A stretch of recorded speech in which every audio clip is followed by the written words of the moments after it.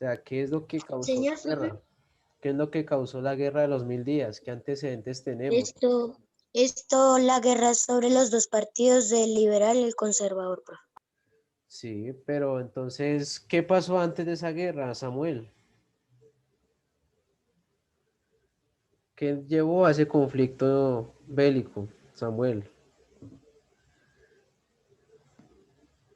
Las ideas políticas.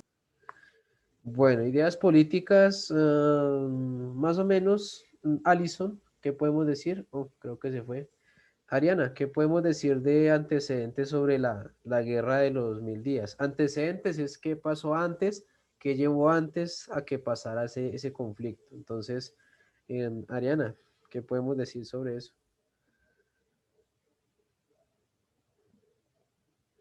Señor profe. ¿Qué podemos decir sobre antecedentes de la guerra de los 1000 días? ¿Sí me están escuchando todos o hay problemas con el audio? ¿Sí me escuchan todos,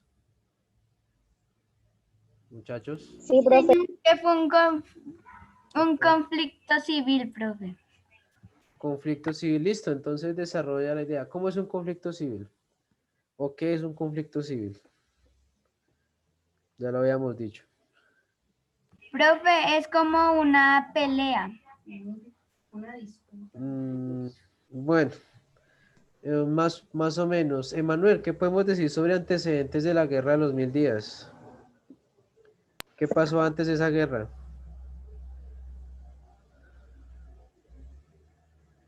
Emanuel. Ya, profe, espérate un minuto que me acuerde. Bueno, entonces mientras él se acuerda, Diego.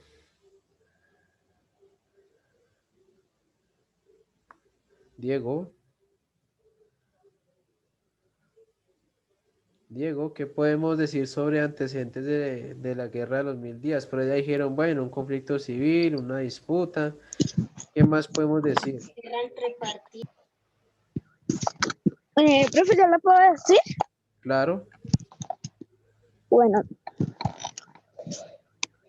el 17 de octubre de 1899, hace 120 años, se dio el conflicto bélico declarado más devastador de la historia colombiana.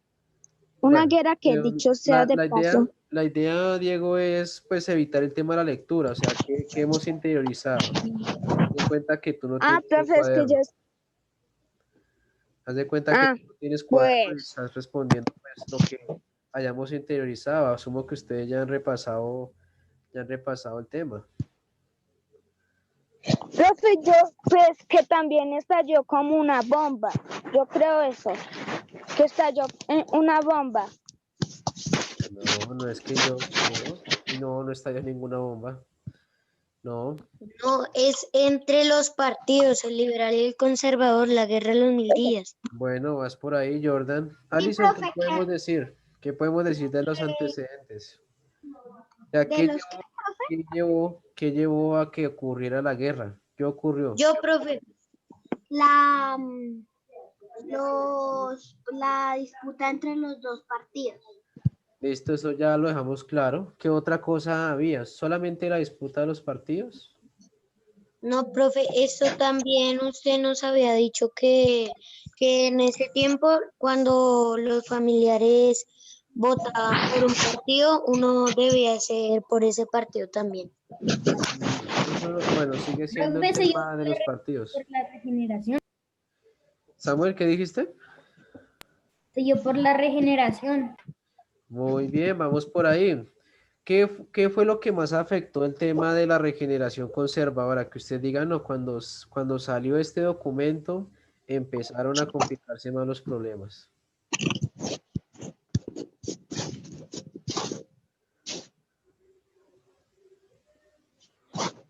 La Constitución de 1886. Correcto, Samuel. Bien, Samuel está arrasando los puntos. Bien. Otra cuestión que se da con ese conflicto es que obviamente es un conflicto entre el Partido Conservador y el Partido Liberal. Ah, ¿Qué país intervino para poder mediar entre ese conflicto? ¿Qué país intervino para poder acabar ese conflicto? País extranjero, Estados ¿no? Unidos. Estados Unidos. Ah, ¿Cuándo inició la guerra, muchachos? El 24 el 17 de octubre de, de 1899 y el 21 de noviembre de 1902. Correcto. Entonces hablamos de que la guerra se hizo de los 1000 días porque duró cerca de 3 años. Eh, y pues se habla de que el conflicto bélico iba a continuar. Ya después entramos a hablar del Frente Nacional, de la guerra con guerrillas, con narcotráfico, y esos son prácticamente y tercer partido. medio siglo de conflicto ahí. Eh, bien, ¿qué más podemos decir sobre esa guerra de los 1000 días? ¿Qué más podemos decir? Pues el 24 de octubre de 1902 se firmó el Tratado de Paz de Neerlandia. Bien. ¿Ese tratado tuvo alguna validez, el de Neerlandia? ¿Tuvo alguna validez? ¿Funcionó? ¿Le dio fin a la guerra? ¿No funcionó? ¿Ustedes qué recuerdan? Pues, profe, usted había dicho que sí, que se había funcionado. Se ha funcionado, pero entonces, ¿por qué se hizo el tratado del Wisconsin? El tratado ¿Cómo así, profe? el tratado en el acorazado estadounidense. Acuérdense que la paz se firma en Panamá cuando un acorazado estadounidense, el Wisconsin, estaba atracado en la bahía de Panamá y ahí es donde los liberales y conservadores deciden hacer la paz. Recuerden que ese tratado de Neerlandia, que fue firmado en Colombia, en la hacienda Neerlandia, lamentablemente no tuvo mucha validez porque los partidos siguieron causando violencia. Cuando ya pues Estados Unidos pues interviene en la disputa civil, pues obviamente ya lo firman en un barco estadounidense, o sea, a manos de la intervención estadounidense, pues se da el fin a la guerra de los 1000 días. ¿Más claro? ¿Sí, sí, sí les queda claro eso? Sí, señor. Sí, profe. Les recomiendo repasar porque a partir de esto voy a seguir hablando y hablando carreta porque todos los temas van en torno a esto, a este comienzo bélico que tienen los partidos. Entonces les recomiendo repasar la clase. Tómelo como una tareita, ¿listo? Una tareita, ¿vale? Sí, profe. Y Bien. las consecuencias, se crea la hegemonía conservadora, disolución del Partido Nacional y también por la pérdida de Panamá.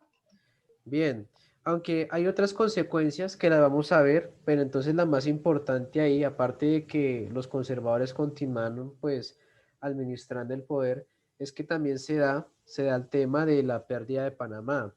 En- Eso es algo muy, muy triste ahí por lo que en Panamá, después de la independencia, pues se consideraba parte también de lo que era la Nueva Granada en ese entonces, pero entonces cuando Simón Bolívar ya pues hace el proceso de emancipación española, cuando ya expulsan a todos los españoles y se habla de crear la Gran Colombia, pues ellos tratan de acoplarse a Colombia por las ideas, porque compartían bastante las ideas con Simón Bolívar.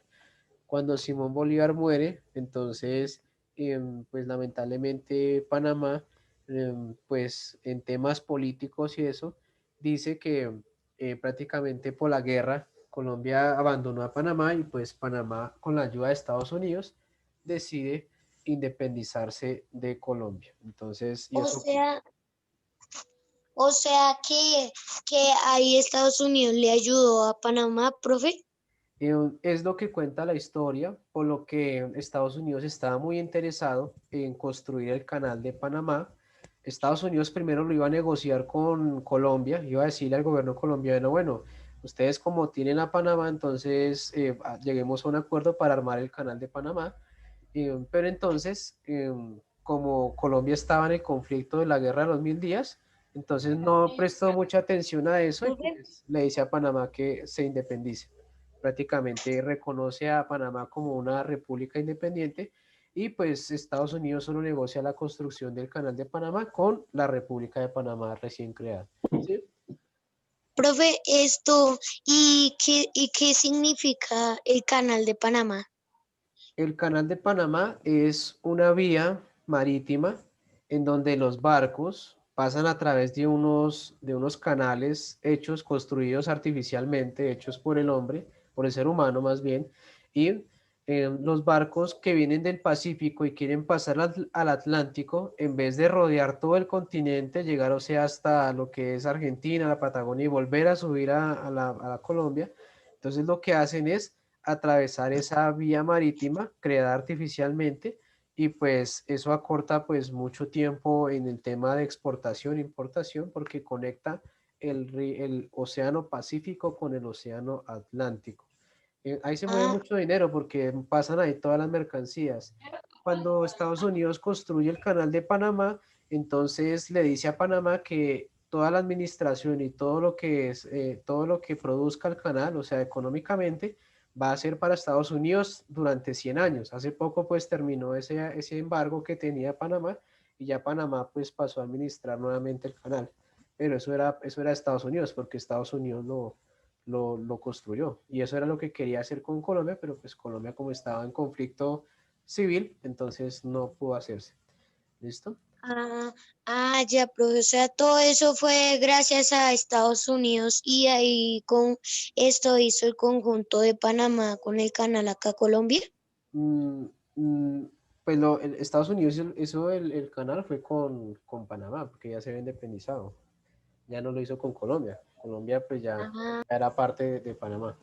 Bien, igual ya se adelantaron a la tareita, por ahí les di unas respuestas, pero se adelantaron a la tareita. Bueno, vamos a terminar de ver las consecuencias que tuvo este conflicto civil. Uy, esperen que este no es, me equivoqué. Este es de grado cuarto. Entonces, sí, en realidad el conflicto político que tuvo desde ahí, pues lamentablemente Colombia perdió bastante. Ya después Estados Unidos indemnizó a Colombia por apoyar la independencia de Panamá, pero pues en realidad no fue la indemnización, no iba a cubrir pues todo el daño económico que hizo esa independencia a Colombia. Bien, vamos a ver entonces las consecuencias económicas. Bien, por allá Alison había mencionado algunas sobre lo que fue políticamente también, en el tema de que los conservadores continuaron su pues, dominio en cuanto a la administración del país. Los liberales, pues aunque ganaron en ciertas batallas y eso, pues lamentablemente no fue no fue el resultado que ellos esperaban. Ellos esperaban pues tomar el poder a través de las armas, pero pues no se dio porque los conservadores ganaron en las batallas la mayoría de veces. Bien, vamos a ver las consecuencias entonces que deja este conflicto después de todo lo que vimos en el recuento histórico. Entonces puedes iniciar a ayudarme, Alison, por favor. Sí, señor. Durante la guerra, el gobierno conservador optó por la fabricación de grandes cantidades de papel, moneda para cubrir los gastos militares. Esta tragedia originó una progresiva devaluación y un aumento del circulante monetario, lo que ocasionó una elevada inflación con el aumento en los precios de los productos del consumo de la población. A su vez, las transacciones de importación y exportación se realizaban obligadas por el Estado con papel moneda, lo que dificultó con la inflación, la devolución fluctuante, los negocios entre comerciantes. Listo. Acá hay vocabulario en el tema de economista, en el tema de la economía, vamos a desglosarlo un poco.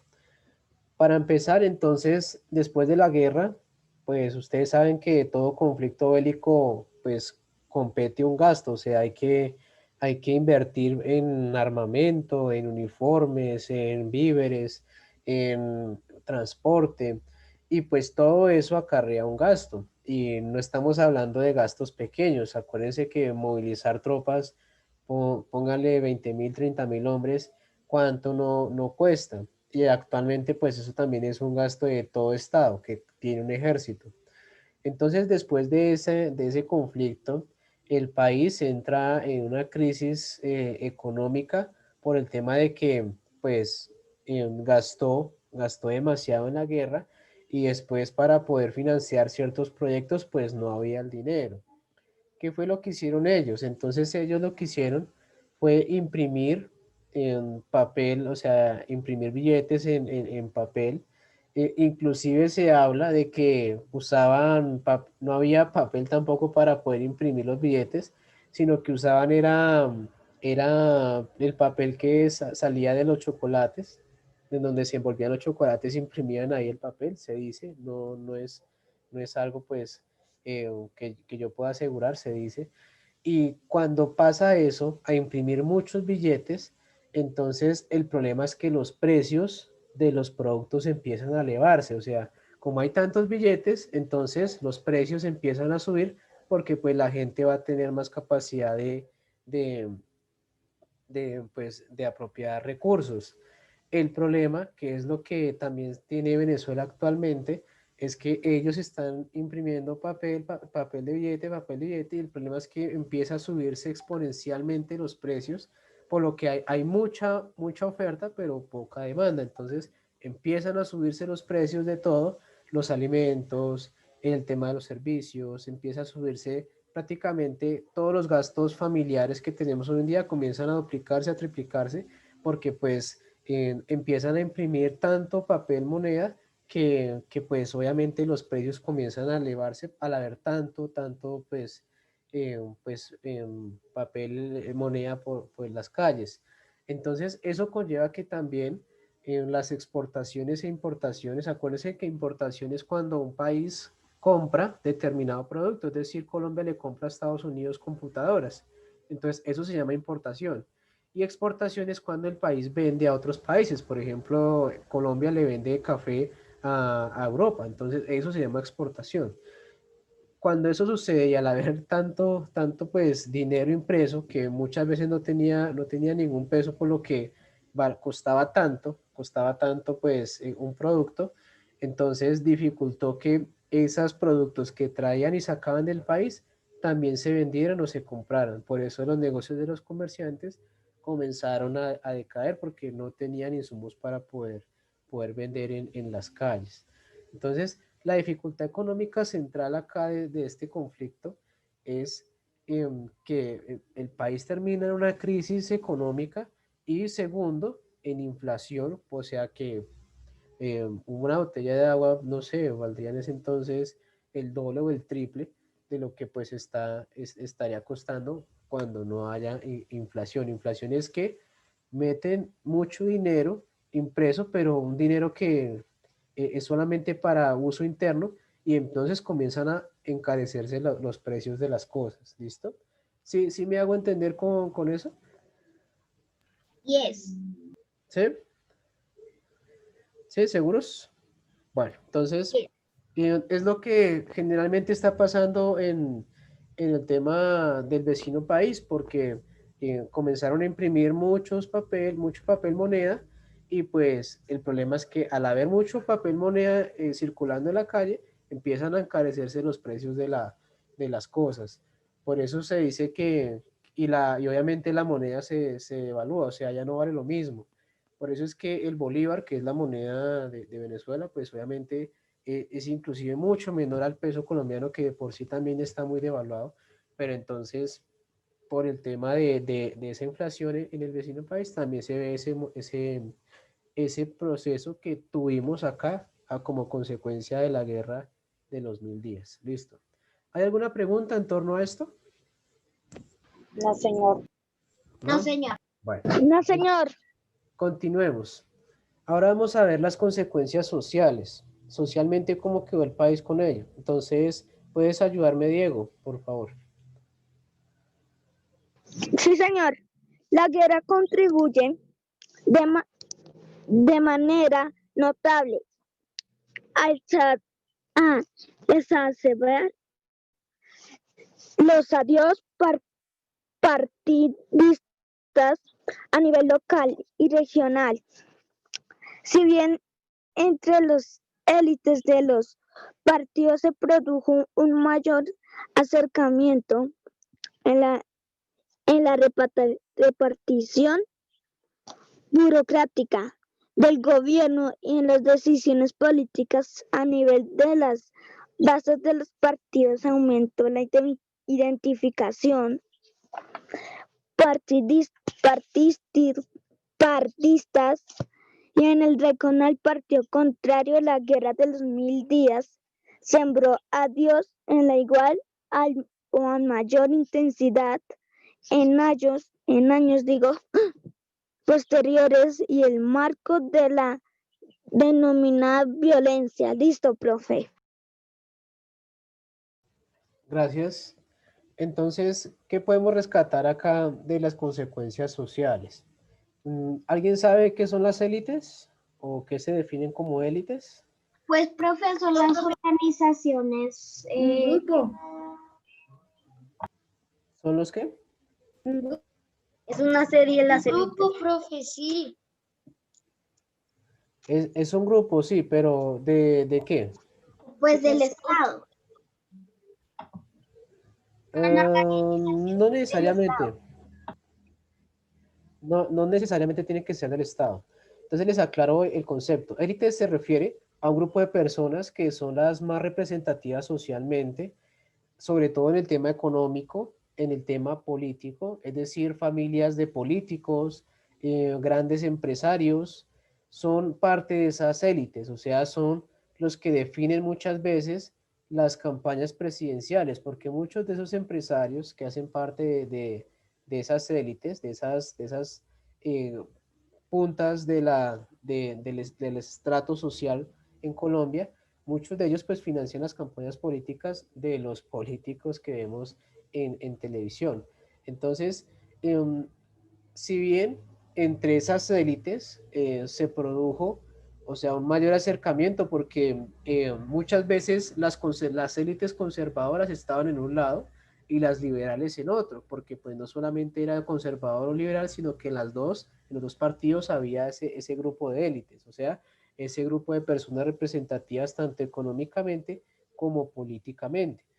Entonces, después de ese conflicto, pues hubo un mayor acercamiento a las ideas de uno del otro porque aprendieron, se podría decir que aprendieron de sus errores, que acuérdense que eso no es algo que viene de hace un año, 2 años, sino venía hace muchas décadas, pero entonces, pero entonces continuó el odio hacia partidos, ¿saben? Continuó como que, no, usted es de liberal, yo soy de conservador, entonces debemos ser enemigos.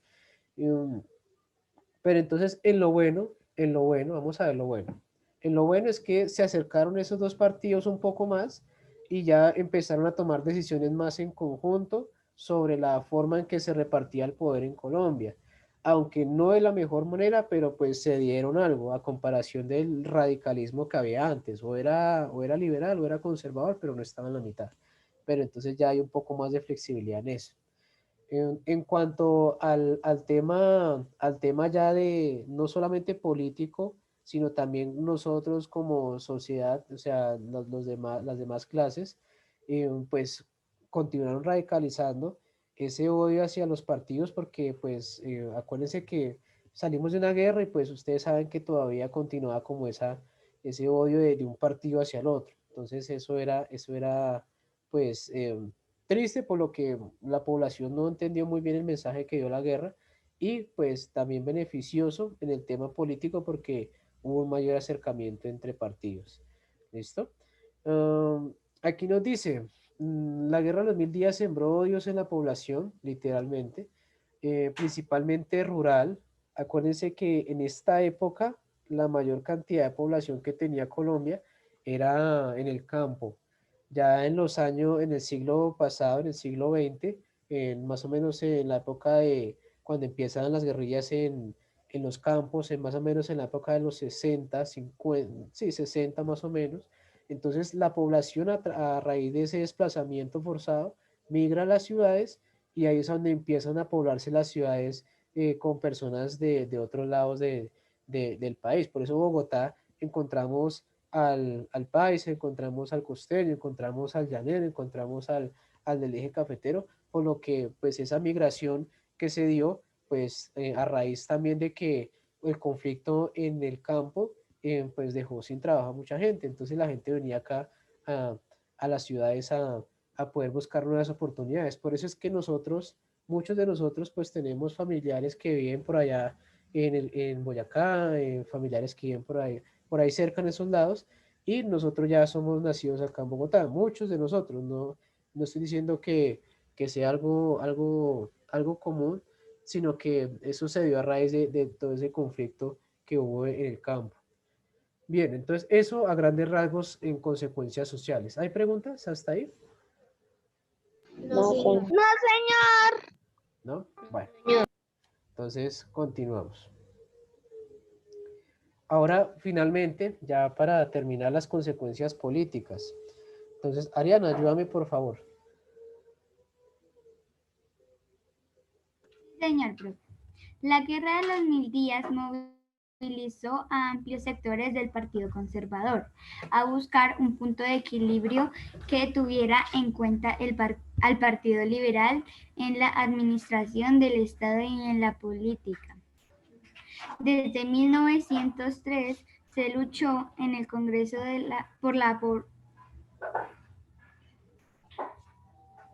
Espérame, me equivoqué ahí. Ahora sí, continúa.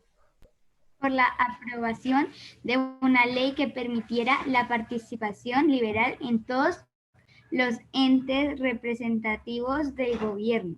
Sin embargo, la resistencia de un buen sector de los conservadores nacionalistas frustró los primeros intentos por organizar un gobierno bipartidista. Listo, gracias. Bueno, para resumir, en cuanto a las consecuencias políticas, pues después de su equivocación, tanto Partido Liberal como Conservador empezaron a ver en qué puntos coincidían. O sea, aquí es como ya tratamos de ver como que medio se arreglan las cosas, porque pues lamentablemente recuerden que cada partido también tenía sus propias subdivisiones, unos a favor del radicalismo, otros a favor ya de ser un poco más flexibles, porque pues acuérdense que cada partido tenía esa como subdivisión en cuanto pues a la forma de administrar el país se trataba. Aquí nos dice que en 1903, o sea, ya después de terminar la guerra, se luchó en el Congreso por la aprobación de una ley, dice que permitiera la participación en todos los entes representativos del gobierno. Em, Aquí ya trataban de buscar que unos liberales administraran una parte, unos conservadores otra parte, y así no se diera como el tema del radicalismo, como pasó tanto con el Partido Liberal como el Conservador. Por eso nos dice que garantizar un partido bipartidista. Bipartidista pues viene de dos partidos, o sea, de que se administrara por los dos, no solamente por uno.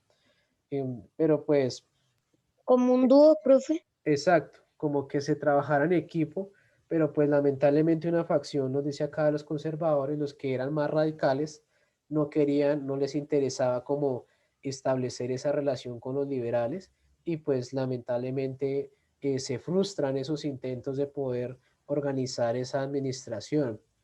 Ya después se verá con el tema del Frente Nacional, que eso es tema de otra sesión, en donde se turnan, o sea, ya dicen, bueno, vamos a acabar con la violencia porque ya hemos pues afectado al país, cada partido dice, y entonces un gobierno usted lo administra, o sea, liberal, y otro gobierno yo lo administro, y otro gobierno usted lo administra, y otro lo administro yo, pero entonces eso lo que hizo fue fue darle más perjuicios al país que beneficios. ¿Listo? Pero eso ya será tema de otra sesión. Bien, ¿hasta ahí hay alguna pregunta? Muchachos, ¿hasta ahí alguna pregunta, alguna inquietud o algo que quieran agregarle a lo que hemos dicho hasta Se le ahorita? fue la onda, profe. Muchachos, ¿me escuchan? ¿Todos me escuchan? Sí, señor. Sí, profe, Ya. se le escucha. Bueno, a esta hora siempre falla el Zoom, muchachos, no se les haga raro. Entonces, quería preguntarles alguna pregunta, inquietud o algo que quieran agregar a lo que hemos dicho hasta ahorita. No, señor. No, señor. Bueno, Así. entonces vamos a terminar viendo un pequeño video con ya un poco más de resumen de lo que hemos dicho. Ya es el final, ya nos habla sobre el final de la guerra, sobre qué sucedió después de eso o durante eso. Y pues la idea es que pues le prestemos bastante atención. Después de ver el video, pues ya les digo qué actividad vamos a tener para la siguiente clase. Entonces, por favor, pongamos bastante atención. Este es de televisión de una guerra civil. Guerra de los 1000 días, segunda parte. El siglo XX colombiano llegó en el escenario de una guerra civil. En 1900, el presidente conservador Manuel Antonio San Clemente fue derrocado por el golpe de Estado en el marco de una marcada división al interior del Partido Conservador entre nacionalistas e históricos, estos últimos más cerca de las ideologías del Partido Liberal. Esta facción disidente del Partido Conservador fue la que conspiró y fraguó el golpe de Estado, que sucedió la tarde del 31 de julio de 1900. ¿Sabe en qué año el Partido Liberal fue derrotado por el gobierno colombiano? No sé, la verdad no sé. Uy, no. Tampoco. En 1901, el Partido Liberal había sido prácticamente derrotado por el gobierno, pero aprovechó la ofensiva que entonces el gobierno colombiano dio en contra del presidente venezolano Cipriano Castro para volver al campo de batalla en defensa de la soberanía venezolana. Fue así como las tropas de Rafael Uribe Uribe derrotaron a las fuerzas conservadoras y las hicieron salir de Venezuela. Pero un mes después, las fuerzas venezolanas respondieron e intentaron invadir Río Hacha, entrando por La Guajira con el apoyo de las guerrillas liberales. Aún así, las tropas liberales debieron retroceder. Panamá es el único territorio donde a lo largo del conflicto, después de Palo Negro, los liberales van a tener algún tipo de ventaja y donde no solamente hay un intento muy exitoso por parte de Benjamín Herrera de controlar militarmente el istmo, sino que hay un apoyo decisivo de la población, incluyendo la mayoría de la élite panameña, por que sean los liberales quienes controlen el istmo. En octubre de 1900, las tropas conservadoras del general Carlos Albán avanzaron por la costa pacífica desde Buenaventura hasta Panamá y el 3 de noviembre dieron golpe a los liberales comandados por el general liberal Simón Chaux, quienes tenían el control sobre Panamá. El 20 de enero de 1902 en Panamá sucedió la batalla en la que murió el general Albán en manos de las tropas del almirante Padilla, dirigidas por el general Benjamín Herrera. Con estos, los liberales dieron un golpe importantísimo a los conservadores, quienes perdían uno de los puntos más importantes de la guerra. Una de las consecuencias de la independencia había sido ese empobrecimiento y ese aislamiento también económico que tenía el país. No es un caso, eso sí, excepcional el caso panameño. Todas las regiones del país están aisladas, pero dada esa singularidad económica y política también que va a tener Panamá, pues la separación no era un acto necesariamente inevitable, pero sí absolutamente comprensible a la luz de esa debilidad que tuvo el Estado colombiano durante su formación. Los costos económicos que dejó la Guerra de los 1000 días llegaron al punto en que el gobierno conservador tuvo que imprimir billetes sin ningún respaldo e incluso sin el papel adecuado, emitiéndolos en envolturas de chocolates y causando una impresionante inflación en el país para cubrir gastos militares. En 1902, un dólar llegó a costar 100 pesos colombianos, cuando al inicio de la guerra apenas costaba 4 pesos. Por eso Panamá se termina convirtiendo, al ser un teatro de la guerra, pues se termina convirtiendo también en un escenario de las negociaciones entre liberales y conservadores, con mediación norteamericana. Prestan uno de sus acorazados que estaban atracando en la bahía de Panamá y En el barco llamado Wisconsin es donde se inician y se suscriben las negociaciones que ponen fin a la Guerra de los 1000 días.